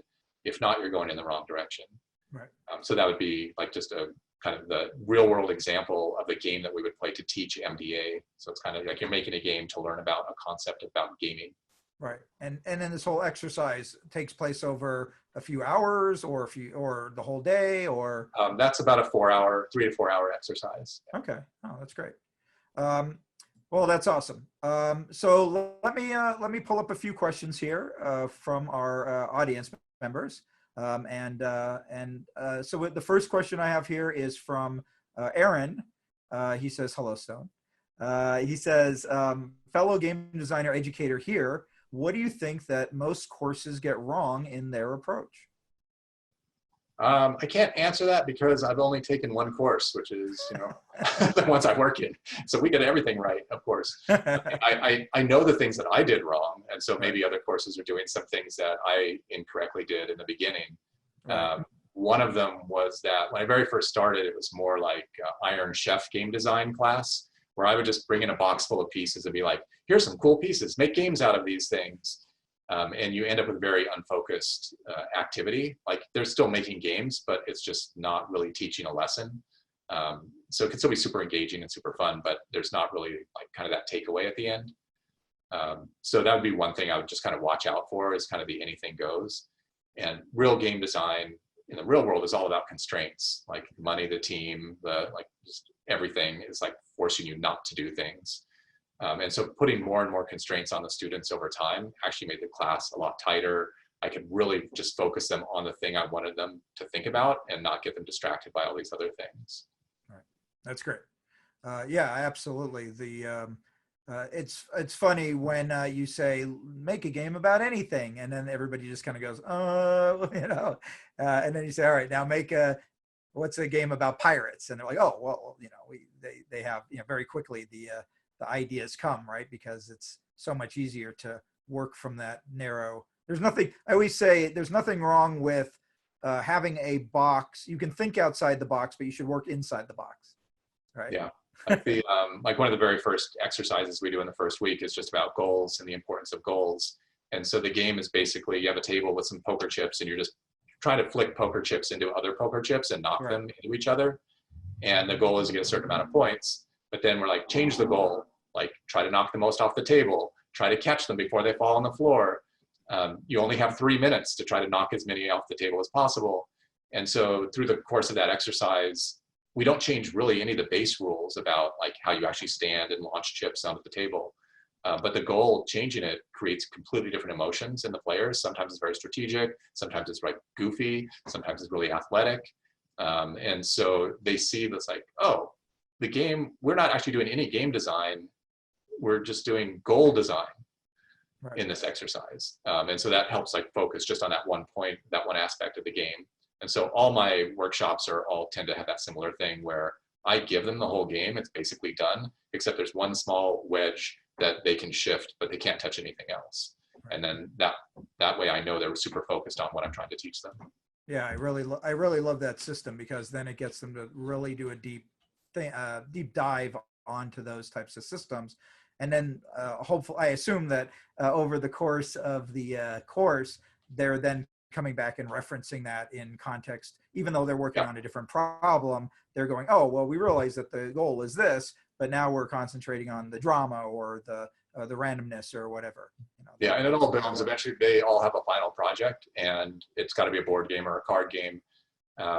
So the hope is that that's completely unconstrained, other than I say it has to take about 20 minutes to play. But they can do any theme, any kind of game they want. But hopefully all those pieces that they've been learning all feed into that final project. So that's kind of the dream of the goal of the course itself. Is that part of the grading criteria? Do you actually go down and kind of say, all right, we're trying to hit these certain notes, the goal and the, drama? And all those yeah, more or less. Yeah, there's other aspects of it too, but part of their final project is to write an analysis of their own game using the framework that we taught in the class. Right. So throughout the course, I have them play other games and then write up little like 1 or 2 page, basically little summaries or critiques of the games. And so as our final project is like, now you have to do that to your own game. So grade your own game based on these criteria that you learned. They're not actually grading themselves, because part of their grade is that report that they wrote, which then I grade that report. So right. That's the twist. Us educators love to do those twists at the end of the semester. All right, so let me find another question here. All right, so here's a question from Lucian. Lucian says, hey, it's nice to see you online. Hey, Lucian. What have you, oh, excellent. What have you learned from making board games that transform to the knowledge while you work on those AAA projects? It's so, I mean, there's not like one thread I could pull, because a lot of times they're completely unrelated. Sometimes they're very pinpoint. I think most of it is really just about constantly making games in any form at all. Just helps you, and you don't know when in the future. So, you might be having some discussion about some problem that's very specific to like the game I'm working on at work. And I'll remember some activity or exercise or other project that I worked on maybe 10 years before, and I'll be able to make that connection between the two. But it wasn't like purposefully made that game in the past just to educate myself in the future. It's more just kind of like, your brain's just filled with connections, and the more stuff you do over time, the web just gets denser and denser. Right. So I think it's just that constant practice is probably the most important thing. So it's not any specific thing. It's just that you're doing it all the time. You're just exercising that muscle. Yeah. I mean, it's people, I'm sure they ask you all the time, hey, I want to make games. What should I do? And my answer is make games. That's mine too. Yeah. Artists make art, musicians make music, and game designers should make games. So that's I mean, your body of work outside of your projects is most impressive.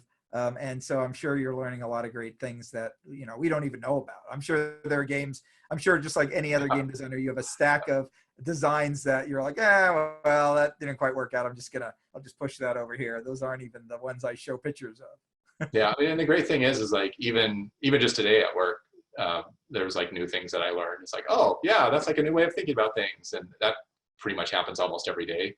Because you're just surrounded by ideas and really creative people all the time. Yeah, that's definitely one of the pleasures of working on very talented teams, is that like that brain trust. They've got so much information that you are like, oh, let me get that information from you. It's great. One of our attendees, who is anonymous, says that they want to know what's a board game that you would recommend. There's so many. I have a closet full of them. I don't know which one I would pick out as the one. And also, let me kind of rephrase it around, is that games are about the audience. Like, who do you want to play the game with? Is going to make a really big difference. And so if I'm at a party, I'm going to pick a different game than if I'm just like one-on-one with an old, college friend who we're rebuilding up this grudge match thing that we had. So there's going to be a game for every emotion, a game for every audience. So trying to just single out like, oh, this is the game that everybody should play, I don't think would do justice to games, because there's so many of them. It'd be like, oh, which one song should you listen to if you were going to listen to one song? It depends on your mood, right? If you have to listen to one song over and over, you just go nuts, right? Yeah, and the same with game, actually. I think if you maybe play the same game over again, you might go nuts too. Unless it's a really deep game like Go, and then you can play it forever. So, okay, Go. So there you go.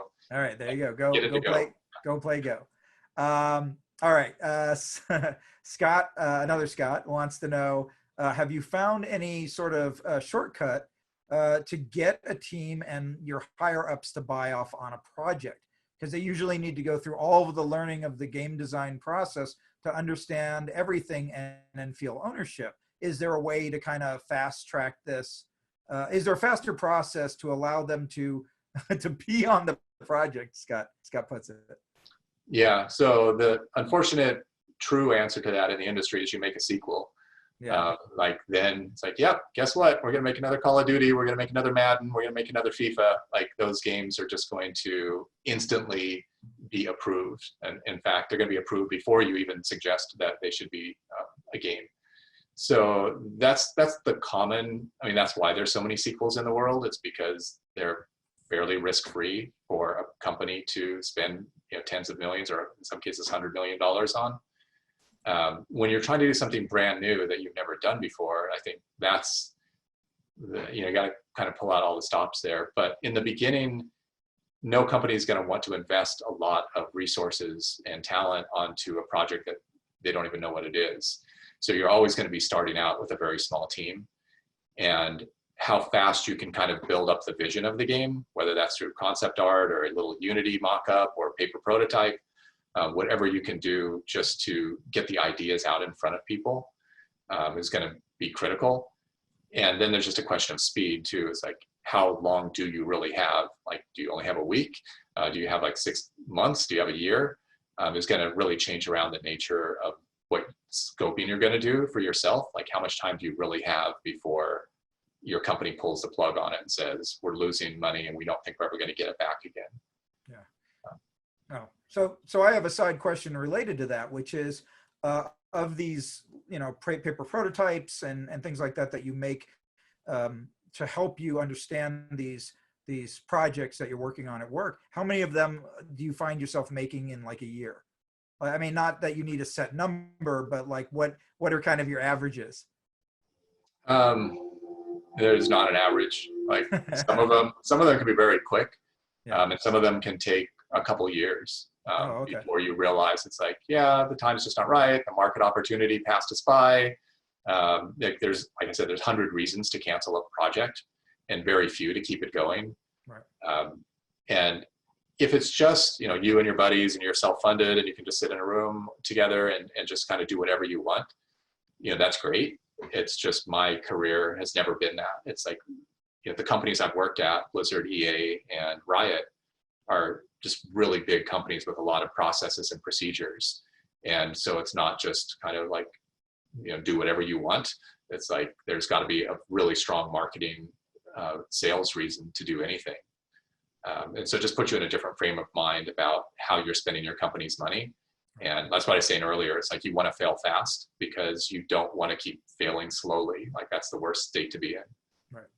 Cool. So on a related note, Aaron has a question and he asks, most AAA developers only get a chance to make 2 or 3 games in a 15-year career. Do you feel that this is inevitable, or is there a potential for more designers to get faster learning cycles in the industry, or is it relegated to personal effort?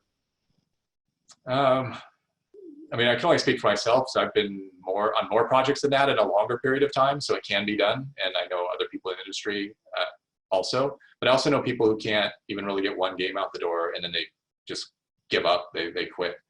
And so it's going to be it's really a function of like money. I think it really comes down to, it's like, if you find a way to get support for your work, then you're going to be much happier and you're going to do it for longer. And if you're at a company whose just success depends on this one game, then it's going to be could be very frustrating and very, very difficult to want to stay in an industry like that. So, I wish there was some magic to how this stuff could all work out. For me, like I said, my attitude of it, I try to just be like, hey, it's just life and life happens and you just kind of do the day-to-day stuff that I talked about, and try not to let those failures get me down. And then it's like, I love doing the work even when it fails. And so I don't think of that as me being a failure. I just think of that's inevitable part of the process. Right. So that leads in nice to another question, which from an anonymous attendee, and they said, "What is the measurement of failure as a game designer at Riot R&D?" I guess what is your criteria in which you gauge your fail faster mentality? So there's a lot of teams in R&D, and some are one person, and some can be like more. Depending on where they are in their project. A lot of it is because there's so many really hardcore gamers at Riot, we test all of our projects with other kind of random sampling of Rioters, and they'll just give us brutal, honest feedback. And so like one of the early games that I had worked on, actually the Lane Fighter game that you mentioned, when we finally got like the first kind of digital version of that, people played it and it said, this is a cool game because it's got League of Legends characters in it, but if it had any other characters in it, I wouldn't play it. And as soon as we realized that, like we weren't making anything special, we were just basically leveraging League of Legends assets, we canceled that project right then because we're like, we don't want to just take another idea and only make it succeed because of the IP that we have. Right. But a lot of it is, we would hope that the teams we are trained to do this is that the team cancels their own project. Because if the team gets a sense of that they're not moving forward, they should be reflective enough and honest enough to actually raise their hand and say, we need to cancel ourselves right now. A lot of companies, it's much more like, oh, this is my job, I don't want to get canceled at all. And then the executives come in with an axe and they're like, you're dead now. Like, please, no, don't kill my project. So you want to be the one that cancels your own project, and be very aware of how it's going at any moment in time. Well, that's in my experience, that's a very rare company culture, to be able to work at a place that gives you the mental security to be able to make that kind of call. because yeah, I think a lot of other places are not as, they feel failure is a failure, and, anything negative is then, you've got that almost like that taint of, all right, well, that didn't work. And, that was a waste of time and energy, but no, I think that sounds like a really healthy attitude. Yeah. And part of it is the scale of our R&D team. And, like I said, some teams are just one person. We have the ability within the team to feel like we're part of the R&D team. We're not part of this specific project. Right. So a lot of us maybe we're really good at early prototyping, but not so good about, say, pre-production or production. And so people will use their skills in the best way that they can up until they're not needed anymore, or they're not actually adding value to the project. And then for someone in the R&D group, even if your project's canceled, there's a lot of stuff going on, including the potential of like, I have another idea that I want to try, so I just want to start over from zero again. Right. And so that gives you kind of this protective bubble that you're part of a division, not part of a project. Right. Because in a lot of companies, if the project you're on gets canceled, that means you get laid off. Yeah. But in Riot R&D, if your project gets canceled, it's like, look around, where can you add the most value? Try to find that, and then join that team or that group. Gotcha. Well, that's great. That sounds like, once again, that sounds like a really unique opportunity. So I'm glad to hear that. Yeah. Let me ask you a question about your any of your designs, but particularly when you're thinking about tabletop designs. Are you a theme first or a mechanics first game designer? Oh, totally theme. Yeah. Almost 100%. That, I'll find, like, one of the examples in one of my talks was this game called Kongzilla that I made for my kids. And it was like a sculpture about this big of King Kong melded with Godzilla. And I saw it in a toy store, and I was like, I have to make a game out of that. I have no idea what the game is, but it's going to be about Kongzilla, and he's going to be the star of the show. Nice. And in that particular case, I told myself it was $100. I was like, I can't buy it until I figure out the whole game. Oh, okay. And it just it possessed me, basically. It's like, okay, what is this game that will justify me spending $100 on this Kongzilla model? Right. And where is Kongzilla now? Oh, he's right down the hall. I could run and pull him over here, and I set him here. Running amok. Yeah. So, but like the WZD game that we were talking about, that one all came about just because it's like, I want 100 zombies in a box and mechs kill them.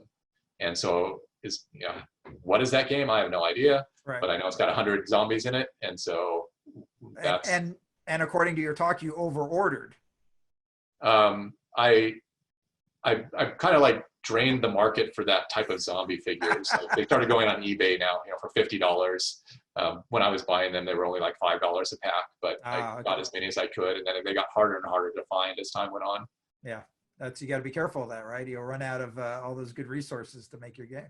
Well, I actually now have 100 of them. So if I ever need to, I can like put them on eBay and retire them out. There you go. Yeah, that's your retirement fund, right? Yeah. It's the zombies. That's great. Stephen has a question, or Stefan. Sorry if I'm mispronouncing it. Stefan. It says, with your mind shift at Blizzard to building a more focused process to designing the games, what advice would you have for an indie board game developer wrangling a more polished prototype into a finished, successful game? So it's a really difficult business model. I'm sure Scott, you can also talk more about this than I could. It is very difficult to get attention. And then even if you sell the amount of inventory that you printed, which is rare, you're going to be probably still having another job. Right. So I don't know if Stephen is thinking of Kickstarter, or whether they're just like a self-funded company or whatever. But it's a lot of hard work, and a lot of the problems is everything's physical, right? And so you end up with a warehouse or a garage, in some cases, filled with product that you don't know what to do with. Right. And it's got to be trucked and shipped, and it costs money to do all of that stuff. Yeah, you spend the next 20 years of your life selling copies of Uno out of the back of your car, right? Yeah. Like a lot of those stories of other game designers. Yeah, I personally this is part of the reason why I've not individually kickstarted something yet. I've done a Kickstarter, but it was through a publisher. But I have thought about it. You know, to me, there's still a certain, I don't know, charm or challenge or something about that idea of running a Kickstarter. But then, of course, I think about having that storage unit. I don't even have a garage, so I have to have a storage unit that would be filled with copies of my game. So, but what I like about the Kickstarter model is at least it's giving you an idea of what the print run could be. So if you, I'm in the process of planning one. I've been planning one for years, but I'm in the process of planning a Kickstarter. I have a game called Comic Book Crisis, and I'm very excited about it. And hopefully I will kickstart it. I've been making the plans very slowly. But actually, let me just check on the question, because the question might not have been about how to publish a board game. It might be more focused on the design of the game itself. Okay, well, that said, then I mean, it says wrangling a more polished prototype for the finished successful game. If that's the case, because I've had conversations with other. This is the topic that I find myself debating with other game designers. Now, I'm making an assumption here, Stone, that your design method is to make it as exciting and beautiful as possible because you want the audience that you're pitching to get excited about it. Is that, would you say that's a fair statement? Yeah, like always start with audience first. Yeah. Like if you don't know your audience, then you're just gonna make decisions probably based on what you think is good. And, you know, surprise, you're not a good representation of a wider, you know, market. Right. So actually getting it into the hands of players, whether there's like, you know, in the olden days when there was board game cafes and things like that, you know, it was fairly like, you know, you could find local groups of gamers that would get together and whatever you can to get people to play your game, because every time you play it, no matter how finished it is, you're going to find a rule that needs to be changed. Yeah. And so the more iterations you can go through with people that are your target audience, then the better off you're going to be. Like testing it with people who aren't your target audience isn't going to help you at all. Right. But I think that also that idea of it being polished, I feel like you have to be willing to put in a fair amount of effort to get things to be presentable, but you also have to not be so dear that if you radically change it, that you throw it out. And, you know, I will go as far as print out, like do go to a company like Printer Studio or Game Crafter and print out game designs fully with the intention of throwing them out because I want them to look nice. I want people to go, oh, I really want to play this thing, because partially I'm getting them to play test it, but partially I'm trying to sell it to them, right? Eventually I'm going to be, oh, well, it'll be a lot nicer and it'll be a lot better. You should, I want to make that good impression. So I am a advocate of having a nice polished prototype, with the idea of like, well, look, it's going to cost, there's going to be some loss, there's going to be some cost to this, but it's a sacrifice I'm willing to make in order to further the product along. Yeah, and you want to work as cheaply and as fast as possible, except like in my case, since I'm not really trying to sell a lot of the board games that I make, they're just for my friends to play. Right. That opposite approach about like the $100 Kongzilla, where it's like, if I'm going to buy that, I'm going to make a game out of it, guaranteed.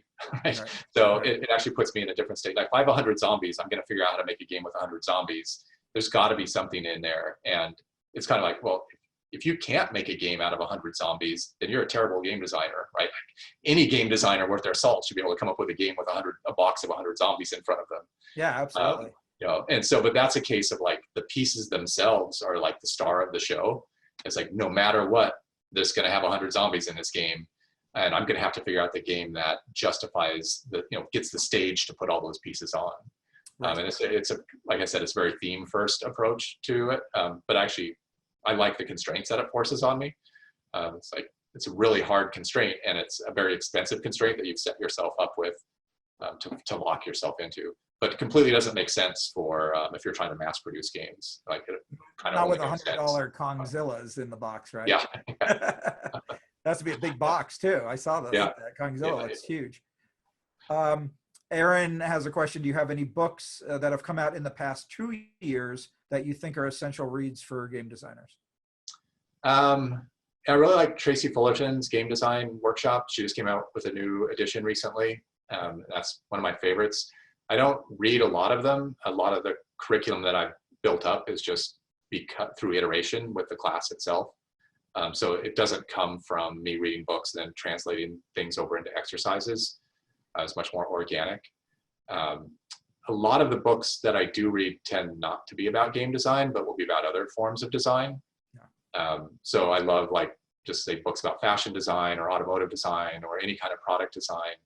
Kind of going back to what we were talking about a while ago, where it's like pulling things in from other disciplines to try to learn from them. You know, some of these other design disciplines are, you know, hundreds of years or thousands of years old, like when you think of architecture. And so they probably have it figured out by now, where a lot of the game design stuff is really, you know, just like a couple decades old, if even that, formally. Yeah, we're still learning, right? Or we're still taking baby steps. If I can add to that, I partially because of my background in theme park design, there was a book, and unfortunately I don't remember the name of the author. The cover is blue, if that helps.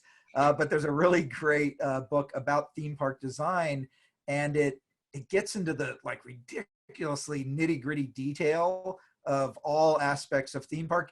And when I got to the chapter that explained the different burst patterns of fireworks, I knew I had found the book for me. That's that kind of granular detail was, for me, I thought was really exciting. But there's also a really good book about typeset called Typeset from the Future. And this is it's a little tongue-in-cheek book about the fonts that have been used in science fiction movies over the years. Oh, yeah.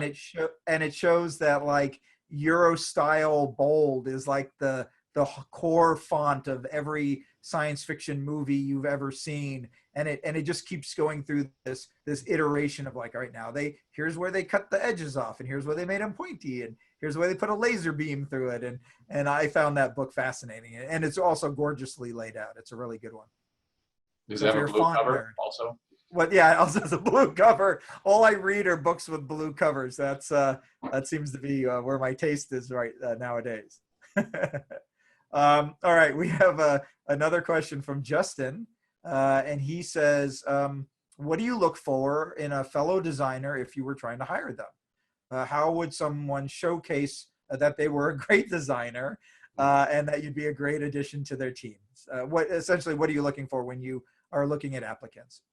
So I'll actually tell you one of the questions that I ask applicants, because that'll be more specific. Instead of just like general, like, of course they need to be cool people and all of this creative and all that. But one of the questions that I ask candidates is, you know, go to a whiteboard and here's a marker, and I'll take some, like, recent movie, you know, Frozen or whatever that I know that they've seen, and I'll say, you're going to make a level design for Frozen. Can you, like, show me your process of how you would do that? And some candidates immediately will, like, okay, you're in this, like, castle, and there's, like, some guards, and there's a moat, and they'll start, like, basically telling you the story of the design kind of forward in time. And what I really look for is somebody who would be like, well, what platform am I on? Because usually if they don't say that right away, I let them go for a while and then say, oh, by the way, you're on a Nintendo DS. And, you know, because of course everybody, well, not of course, but a lot of people will imagine, you know, a PlayStation game on a widescreen TV, all 3D controls, all this fancy animation, everything. And so, you know, that's the first question, is like, what platform, what audience, and what is my target for this? And I want to hear them ask that really early. And then I want to hear them ask, how much money do I have, or what's my team like? Because seasoned designers and developers know that this is, like, these are the true constraints of any project. You know, the platform, the technology that we have, the amount of time and money that we have, and the audience that we're hitting. And if they ask those questions first, then when they start designing, you know that they're designing to all the right constraints. But if they don't ask them at all, to me, it's kind of speaks of a lack of experience. And so it's not like black and white, it's like, oh, you failed, so get out the door. There's a lot of just discussions and conversations that we can have about that.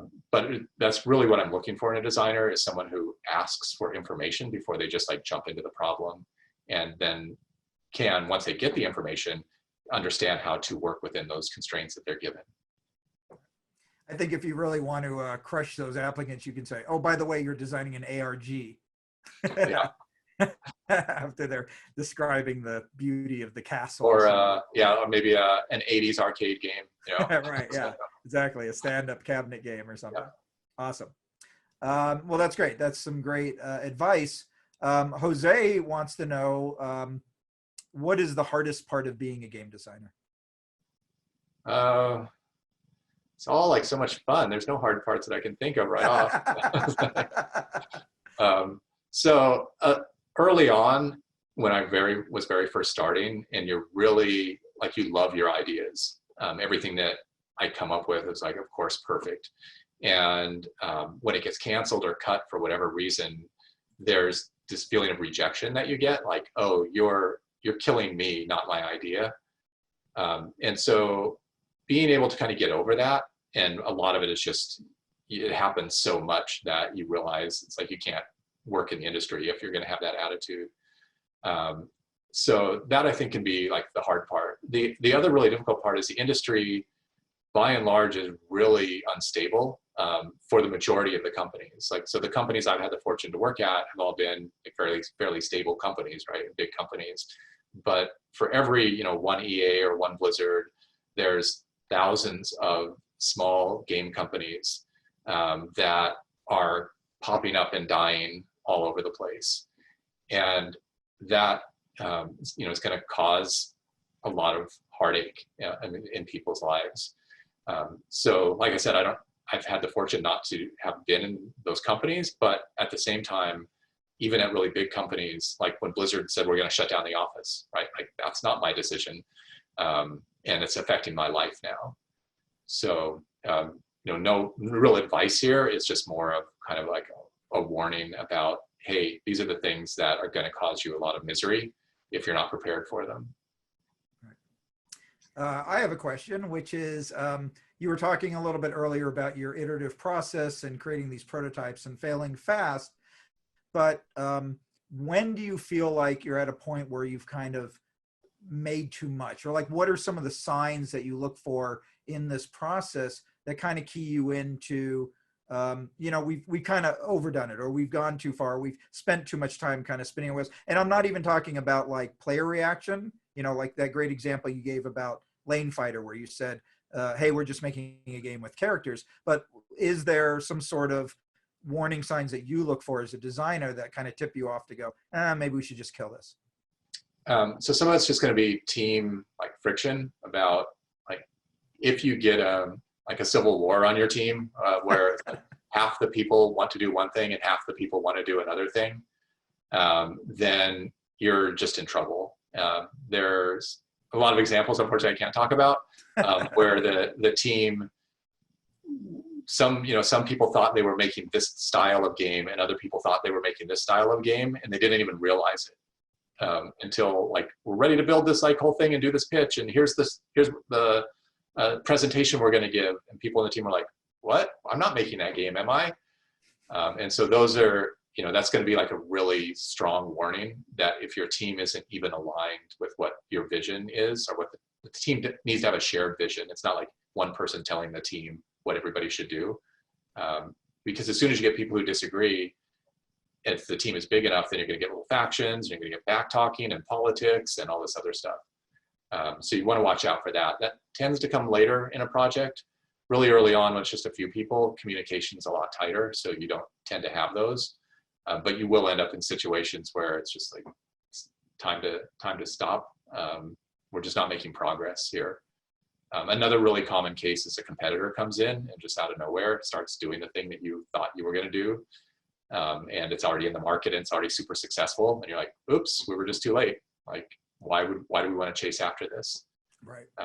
And so then you'll switch gears at that point. Do you feel, is this a design ethic of Riot where it's the minute that happens, where a competitor comes up with something, you're like, well, we just don't want to do that? Or do you find that that is that something that you found? Well, I mean, you've worked for companies that are pretty vanguard, right? Blizzard and Maxis and Riot, so they're all leaders in their industry. But do you, talking to other designers, do you find that that's always the case? Well, even for me at those companies, like I said, there's projects at Blizzard and projects at Maxis and projects at Riot that have all started up with a lot of excitement and enthusiasm for what we were doing, and then just got killed. I mean, so one that I can talk about at EA, after we did the expansion pack for Spore, which was called Galactic Adventures, we were working on the next expansion pack, which was all this kind of robot themed thing where you would build these big robots and they would kind of fight it all out in these arenas. And we were really excited about that project. We used all the Spore technology, but the marketing people looked at it and said, like, the people who play Spore, they're not looking for a hardcore fighting robot mech game. It's more about the creativity and the expression and telling these little stories. So even though the team thought it would be like an awesome use of the technology, it just didn't fit into like the brand of Spore that EA wanted to have. Right. And were they just weren't willing to entertain that and say, let's find another market that is interested in this? Or they were just thinking, well, our market is only Spore audience, and therefore let's just not go there? It's more like, I think ultimately it's going to come down to like, how much money are we going to get from this audience? If we're making a product, in this case, that has Spore in the title, the people that are going to buy it are people who've already played Spore. Right. And this is true with kind of any expansion pack, which is each expansion pack, each successive expansion pack that you make, there's going to be less people who buy it, because there's just going to be this natural kind of fall off. And people don't go buy like the third expansion pack without playing the base game, right? So in that model with Spore, back when it was more of like box product, here's the next package we're going to print and ship, each one you realize is going to be a little less than the previous one. And at some point, it just doesn't make financial sense from a big company to fund a game like that. Right. So, I mean, this is a challenge that I've dealt with, which is trying to manage the financial people's expectations, right? Because often I've worked for companies that have thought, well, we sold 3 million of this one, so the sequel is going to make 6 million, and the third one is going to make 9 million, right? They think it's this exponential climb, when in reality, it's like, no. We made 3 million the first one, or sold 3 million the first one. We'll be lucky if we sell 3 million for the second one, right? If we sell more, then awesome. But if we don't, like, what are the types of is there any advice that you can give to help manage that expectation to people that aren't necessarily directly involved in the creative process of the game? And a lot of it, like the model that you see now, is like games that just don't end, right? Like there's no League of Legends 2, right. There's no World of Warcraft 2, there's no Fortnite 2, right? So you build up a brand of some sort, and then it becomes a live service, and you're adding content to the game constantly. So it's kind of like you're adding expansion packs, but the business model is going to be much more based, say, on battle passes or monthly subscriptions or things like that, or selling skins. It's not going to be about buying these box products. So the new model, which basically, call it the battle pass model, which is really just another way of saying that you pay a subscription fee, I think is going to be much more common. But when people are paying for a subscription, they expect like new content constantly. They always want to see new things. So that just poses its own challenge. But it ends up in the industry where it makes it really hard to compete. Like, oh, I'm going to compete with Fortnite. Like, let's get a team together and let's make something that can compete with Fortnite. And you're like, or World of Warcraft. Like, how many people tried to compete with World of Warcraft, and it just never like stuck. Oh, you can go back to Magic the Gathering, right? How many people tried to compete with that? Yeah. And so, once somebody gets established, then it's really difficult to like kind of come in and take over. Yeah. I found, I heard a really good analogy at a tabletop convention I was at last year. And Martin Wallace, who is a well-known tabletop game designer, he said that a lot of people look at the forest and they see the big tree of Catan or Ticket to Ride, and they say, hey, I want to make the next one of these, Ticket to Ride or Catan. And he's like, don't even worry about those trees. Those trees are sucking up all the light and taking all the nutrients from the ground. You don't want to be near those trees. You want to find a little clearing with a little bit of sunlight and some nice soil, and that's where you want to plant your own tree. And I thought that was a great analogy for how to deal with that. You know, let those big guys be those big guys and find your own clearing. Yeah, we've been playing the game Wingspan for a while.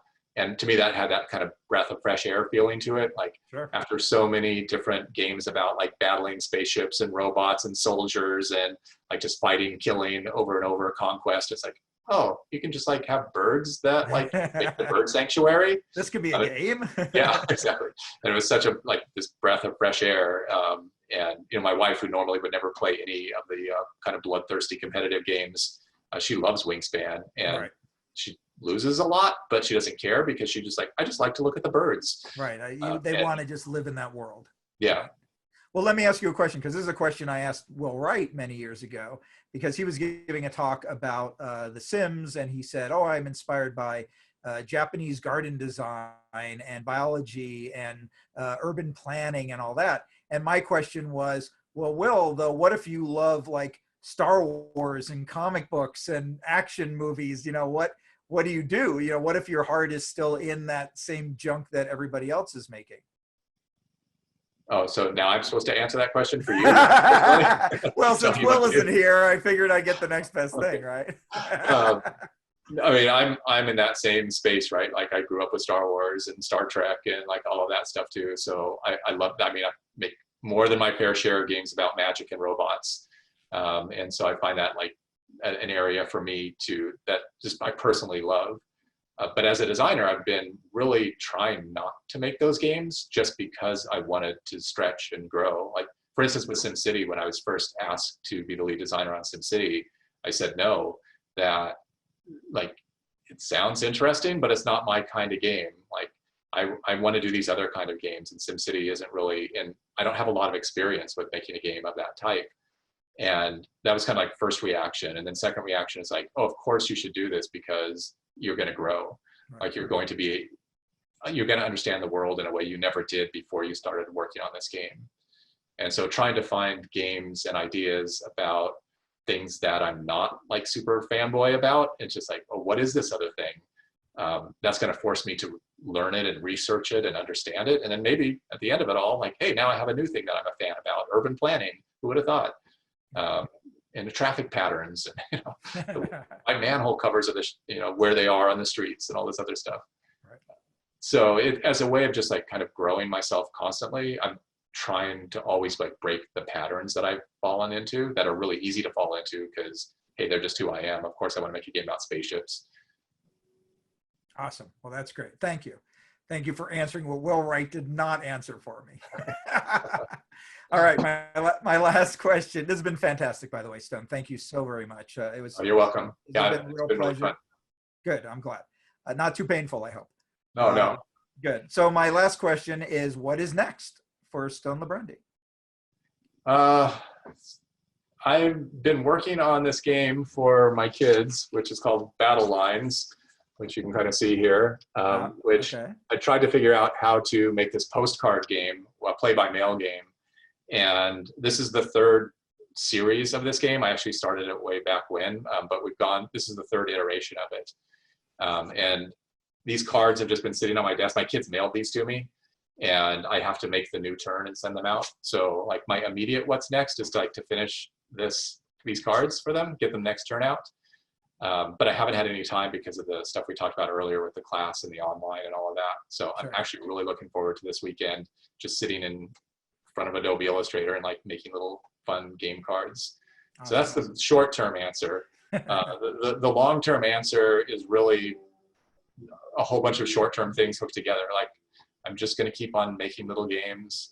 My older son has grandkids now. And I'm already like, hey, what kind of games do my grandkids want to play? In some ways, it's like I tried to do a lot of stuff, but in reality, it's like all I really want to do is just sit around and make games. So even when I retire, I will still just be sitting around making games. Awesome.